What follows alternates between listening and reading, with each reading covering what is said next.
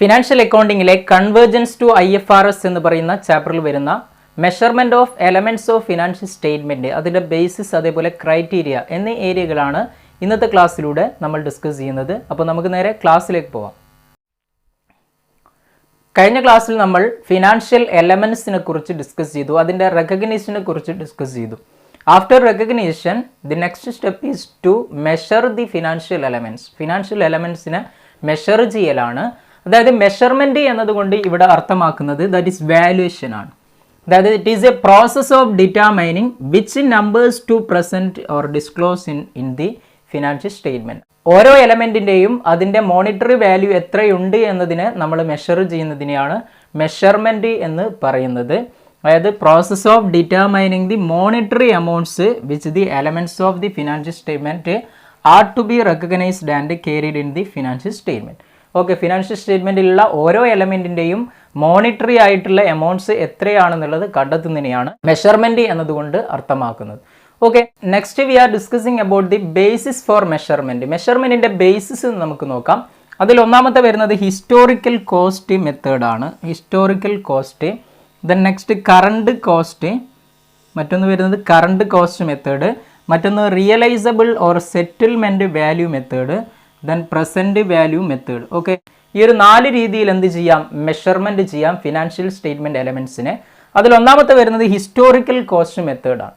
അതായത് historical cost method എന്ന് പറഞ്ഞു കഴിഞ്ഞാൽ, ഇപ്പോൾ സപ്പോസ് ഒരു അസറ്റിൻ്റെ കേസിൽ എടുക്കുന്നതാണെങ്കിൽ ആക്ച്വലി എത്രയാണോ അതിന് കോസ്റ്റ് ആയിട്ടുള്ളത് അതിനെ ബേസ് ചെയ്തുകൊണ്ട് എന്ത് ചെയ്യുന്നു?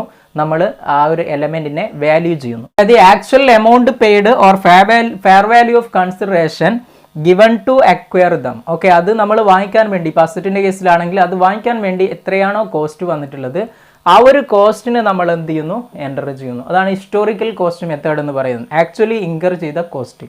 ഓക്കെ, ഇനി അത് ലാബിലിറ്റീസിൻ്റെ കേസിലാണെങ്കിൽ എത്രയാണോ എമൗണ്ട് എന്തായത് നമുക്ക് റിസീവ് ചെയ്തിട്ടുള്ളത്, ആക്ച്വലായിട്ട് നമുക്ക് ലാബിലിറ്റി ഇൻകർ ചെയ്യാൻ വേണ്ടിയിട്ട് വന്നിട്ടുള്ള ആ ഒരു പ്രൊസീഡ്സിൻ്റെ എമൗണ്ട്സ് എത്രയാണ്, ആ ഒരു ഒബ്ലിഗേഷൻ്റെ എമൗണ്ട്സ് എത്രയാണോ റിസീവ് ചെയ്തത് ആ ഒരു എമൗണ്ട് തന്നെ നമ്മൾ എടുക്കുന്നു. അത്തരത്തിലുള്ളതാണ് ഹിസ്റ്റോറിക്കൽ കോസ്റ്റ് മെത്തേഡ് എന്ന് പറയുന്നത്. Then current cost method. Current cost method പ്രകാരം ചെയ്യുന്നത്, നമ്മളിപ്പോൾ നേരത്തെ വാങ്ങിച്ചൊരു അസറ്റ് ആണെങ്കിൽ ആ ഒരു അസറ്റിന് നിലവിൽ എത്രയാണോ വാല്യൂ വരുന്നത് ആ ഒരു വാല്യൂ വെച്ചുകൊണ്ട് നമ്മൾ എന്ത് ചെയ്യുന്നു? അതിനെ കാണിക്കുന്നു. അതിനെ മെഷർ ചെയ്യുന്നു. അതിനെയാണ് കറണ്ട് കോസ്റ്റ് മെത്തേഡ് എന്ന് പറയുന്നത്. അതായത് cash or cash equivalent of that would have be paid if the same or equivalent assets are acquired. ഇപ്പം നമ്മൾ വാങ്ങിക്കുന്നുണ്ടെങ്കിൽ ഈ ഒരു സമയത്ത് നമ്മൾ എത്രയാണോ അതിന് കൊടുക്കേണ്ടത്, ആ ഒരു മെത്തേഡാണ് കറണ്ട് കോസ്റ്റ് മെത്തേഡ് എന്ന് പറയുന്നത്. അതേപോലെ തന്നെ ലാബിലിറ്റീസിൻ്റെ കേസിലും. ഓക്കെ, ഇനി റിയലൈസബിൾ ഓർ സെറ്റിൽമെൻറ്റ് വാല്യൂ ആണ് അടുത്ത് വരുന്നത്. അതായത് realisable or settlement value method എന്ന് പറഞ്ഞു കഴിഞ്ഞാൽ, നമ്മുടെ ഇപ്പോൾ സപ്പോസ് ഒരു അസറ്റിൻ്റെ കേസിലാണെങ്കിൽ നമ്മുടെ ആ ഒരു അസറ്റ് ഇപ്പോൾ സെയിൽ ചെയ്യുകയാണെങ്കിൽ എത്രയാണ് അതിന് റിയലൈസ് ചെയ്യുന്നത്, എത്ര എമൗണ്ട് അതിന് റിയലൈസ് ചെയ്യും എന്നതിനെ ബേസ് ചെയ്തുകൊണ്ട് നമ്മൾ എന്ത് ചെയ്യുന്നു? വാല്യൂ കാണിക്കുന്നുണ്ടെങ്കിൽ, മെഷർ ചെയ്യുന്നുണ്ടെങ്കിൽ അതിനെ റിയലൈസബിൾ വാല്യൂ മെത്തേഡ് എന്ന് പറയും. അതേപോലെ ലാബിലിറ്റീസിൻ്റെ കേസിലും ഇപ്പം നമ്മൾ സെറ്റിൽ ചെയ്യുന്നതാണെങ്കിൽ എത്രയാണോ കോസ്റ്റ് വരേണ്ടത് ആ ഒരു കോസ്റ്റിന്, ആ ഒരു വാല്യൂവിനെ നമ്മൾ എന്ത് ചെയ്യുന്നു? കാണിക്കുന്നു. അതിനെയാണ് ഈ ഒരു റിയലൈസബിൾ വാല്യൂ മെഷർമെൻറ്റ് എന്ന് പറയുന്നത്. ദെൻ നെക്സ്റ്റ് പ്രസൻറ്റ് വാല്യൂ മെത്തേഡാണ്. അതായത് പ്രസൻറ്റ് വാല്യൂ മെത്തേഡ് എന്ന് പറയുന്നത് കുറേ കാലങ്ങൾക്ക് മുമ്പുള്ള പൈസയും ഇന്നത്തെ പൈസയും തമ്മിൽ നല്ല വ്യത്യാസങ്ങളുണ്ട്. കുറേ കാലങ്ങൾക്ക് മുമ്പുള്ള എമൗണ്ട്സും ഇന്നത്തെ എമൗണ്ട്സും തമ്മിൽ നല്ല വ്യത്യാസങ്ങളുണ്ട്. അത്തരത്തിൽ ആ ഒരു വാല്യൂവിനെ നമ്മൾ പ്രസൻറ്റ് വാല്യൂയിലേക്ക് കൺവേർട്ട് ചെയ്യുന്നു. ഡിസ്കൗണ്ടിങ് ഫാക്ടർ എന്ന് പറയും. അത് നിങ്ങൾ ഫിനാൻഷ്യൽ മാനേജ്മെൻറ്റിൽ പഠിക്കുന്ന ഒരു ഏരിയ ആണ്. Discounted value of the future net cash inflow അല്ലെങ്കിൽ ഔട്ട്ഫ്ലോ കണ്ടെത്തുന്നു. അങ്ങനെ കണ്ടെത്തുന്ന മെത്തേഡാണ് എന്ത് ഇവിടെ ഏത് വരുന്നത്? പ്രസൻറ്റ് വാല്യൂ മെത്തേഡ് എന്ന് പറയുന്നത്. ഓക്കെ, അതൊരു ഡിസ്കൗണ്ടിങ് ഫാക്ടർ എന്ന് പറയുന്ന ഒരു ഫാക്ടർ അപ്ലൈ ചെയ്തുകൊണ്ടാണ് ആ വാല്യൂയെ കൺവേർട്ട് ചെയ്യുന്നത്. അത്തരത്തിലുള്ള ഫ്യൂച്ചർ വാല്യൂ നമ്മൾ എന്ത് ചെയ്യുന്നു? കണ്ടെത്തുന്നു. ക്യാഷ് ഇൻഫ്ലോ അല്ലെങ്കിൽ ഔട്ട്ഫ്ലോയുടെ ഫ്യൂച്ചർ വാല്യൂ കണ്ടെത്തിക്കൊണ്ടു മെഷർമെൻറ്റ് ചെയ്യുന്നു.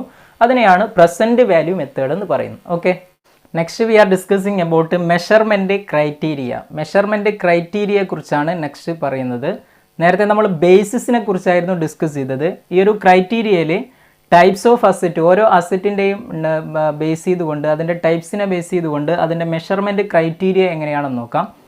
സാധാരണ ഫേമുകൾ ഫോളോ ചെയ്യുന്ന മെഷർമെൻറ്റ് ക്രൈറ്റീരിയകളാണ്. അതിൽ ഫിനാൻഷ്യൽ ഇൻസ്ട്രുമെൻറ്റിൻ്റെ കേസിൽ ഫെയർ മാർക്കറ്റ് വാല്യൂ എത്രയാണോ അതിനെ ബേസ് ചെയ്തുകൊണ്ടാണ് മെഷർമെൻറ്റ് നടത്തുന്നത്. That is the present market value.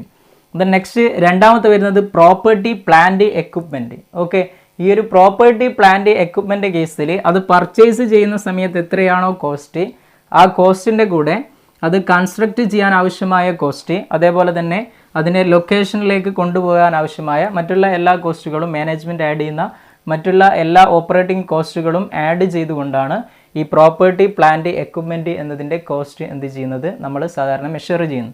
Then intangible അസറ്റിൻ്റെ കേസിലും പർച്ചേസ് കോസ്റ്റ്, ഡെവലപ്മെൻറ്റ് കോസ്റ്റ്, അതേപോലെ cost to bring the location and condition necessary to be capable of operating as intended by management. Okay, next നാലാമത്തത് investment properties ആണ്.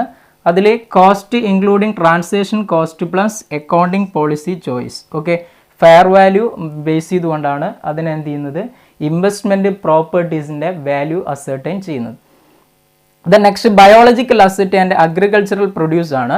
അതിന് fair value less cost to sell, അതിനെ base ചെയ്തുകൊണ്ടാണ് എന്ത് ചെയ്യുന്നത്, measurement നടത്തുന്നത്. Then asset held for disposal, അതിൻ്റെ fair value base ചെയ്തുകൊണ്ടാണ്. ദെൻ നെക്സ്റ്റ് ഇൻവെൻട്രി, അതിൻ്റെ കോസ്റ്റ് ബേസ് ചെയ്തുകൊണ്ടാണ് മെഷർ ചെയ്യുന്നത്. ഓക്കെ, നെക്സ്റ്റ് ഇതിൽ വരുന്ന ടോപ്പിക്സ് ആണ് principle of presentation and principle of disclosure എന്ന് പറയുന്നത്.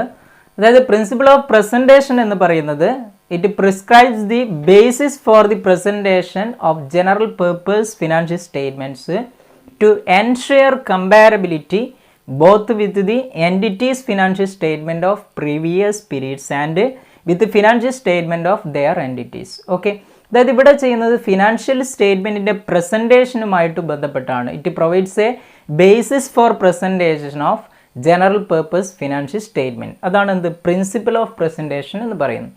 ഓക്കെ, ഇനി പ്രിൻസിപ്പിൾ ഓഫ് ഡിസ്ക്ലോസർ എന്ന് പറയുന്നത് ഇറ്റ് മീൻസ് എന്താണ്, this principle requires that all material information has to be disclosed in the financial statement either in the face of the financial statement or in the notes to the financial statement. ഒന്നുകിൽ face of financial സ്റ്റേറ്റ്മെൻറ്റിലോ അല്ലെങ്കിൽ notes അക്കൗണ്ടിലോ എന്ത് ചെയ്യണം, എല്ലാ material ഇൻഫർമേഷനും record ചെയ്യണം അല്ലെങ്കിൽ disclose ചെയ്യണം എന്നുള്ളതാണ് principle of ഡിസ്ക്ലോസറിൽ എന്ത് ചെയ്യുന്നത് പറയുന്നത്. ഓക്കെ.